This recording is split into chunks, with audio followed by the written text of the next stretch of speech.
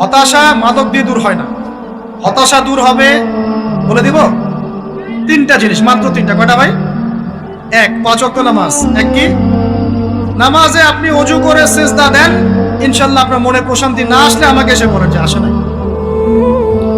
চোখের পানি, মনের আবেগ যা আছে আপনার ভিতরে, কষ্ট, দুঃখ, যন্ত্রণা, সব আল্লাহকে ঢেলে দিবেন ইনশাআল্লাহ। নিজের আবেগ ধরে রাখবেন এখানে, আপনি আল্লাহর জন্য ঢেলে দিবেন। মানুষকে আবেগ দেখা কি না? মানুষ আপনার চোখের পানির মর্ম বুঝবে? মানুষ কি মানুষের চোখের পানির মর্ম বুঝে? আপনার পিতা যদি মারা যায়, আমার কাছে এসে দোয়া চান কান্নাকাটি করে, আমি দোয়া করতে পারবো, কিন্তু আমি কিন্তু আপনার ফিলিংসটা বুঝতে পারবো না। আপনার অনুভূতি কে বুঝতে পারবেন? আল্লাহ পাক আপনার ঘাড়ের রগের চেয়েও কাছে আছে। সুবহান আল্লাহ পাক ঘাড়ের রগের চেয়ে কাছে আছে। গতকালকে বাংলাদেশের একজন বরেণ্য আলেমের সাথে একটা কনফারেন্সে ছিলাম। উনি বলছিলেন যে এক ব্যক্তি, এটা শোনেন, এক ব্যক্তি খুব তার শখ যে তিনি সাহাবীদের মতো নামাজ পড়া শিখবেন। কথা বুঝতে পারছেন? সাহাবীদের মতো নামাজ শিখবেন।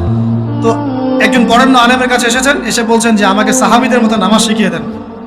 তখন সেই আলেম আরেকজন আলেমের সন্ধান দিয়েছে, যা তুমি তার কাছে যাও, তিনি শেখাবেন।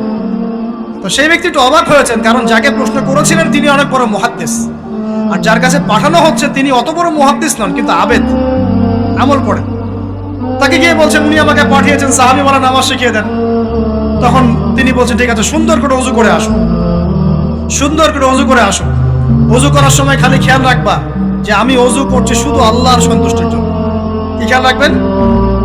ওযু করছি শুধু আল্লাহকে রাজি খুশি করার জন্য ওযু করছে, আর কোনো উদ্দেশ্য নাই আমার। ওযু করতে যাচ্ছে, তিনি আবার বলছেন দাঁড়াও, শুধু আল্লাহকে রাজি খুশি করার জন্য ওযু করো। আবার শুরু করছেন, আবার বলছেন শোনো, শুধু আল্লাহকে রাজি খুশি করার জন্য ওযু করো। এভাবে বলতেই আছেন, নামাজে দাঁড়িয়ে আছেন, দাঁড়ানোর আগে বলছেন শোনো, শুধু আল্লাহকে রাজি খুশি করার জন্য নামাজ পড়ো। বলতেই আছেন। এক পর্যায়ে সে ব্যক্তি নামাজ শুরু করলো। নামাজে মনোযোগ এদিক ওদিকে যায়, আর তার মাথায় এটা আসে, এই শুধু আল্লাহকে রাজি খুশি করার জন্য আমাকে নামাজ পড়তে হবে, শুধু আল্লাহকে রাজি খুশি করার জন্য নামাজ পড়তে হবে। এই চিন্তা তার মনের মধ্যে ঘুরপাক খাচ্ছে। এভাবে নামাজটা সে শেষ করেছে। শেষ করে চিন্তা করছে যে নামাজ তো পুরোপুরি মনোযোগ দিতে পারলাম না। বারবার মাথার মধ্যে এরকম চিন্তা আসছে, আল্লাহ আমাকে তুমি মাফ করে দাও, নামাজটা আমার মনে হলো না ঠিক মতো। তখন সে ফিরে এসে তার সে ওস্তাদকে বলছেন, আমার তো নামাজ এরকম করে পড়লাম, কিন্তু শেষমেশ মনে হলো যে নামাজটা হয়তো কবুল হয় নাই। আল্লাহর কাছে খুব মাফ চাইলাম, আল্লাহ আমাকে মাফ করে দাও, নামাজটা মনে হলো না। তখন সেই যে প্রথম ব্যক্তি যিনি পাঠিয়েছেন তিনি বলছেন, এটাই হলো সাহাবী বলা নামাজ। তারা আল্লাহকে রাজি খুশি করার জন্য নামাজ পড়তেন, নামাজ শেষ করে আল্লাহর কাছে ইস্তেগফার করতেন, আল্লাহ কিছুই হলো না। আমার কথা কি বুঝতে পারছেন? অতএব আল্লাহকে